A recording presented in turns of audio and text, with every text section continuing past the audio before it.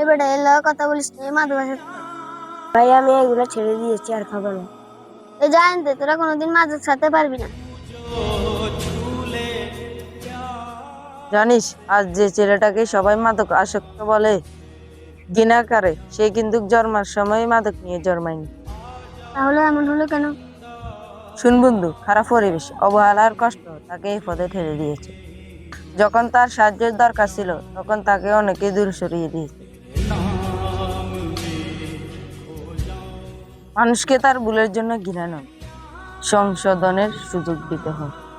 কারণ একটি হাত যদি তাকে অন্ধকারে ঠেলে দিতে পারে, তাহলে আরেকটি হাত তাকে আলোতেও ফিরিয়ে আনতে পারে।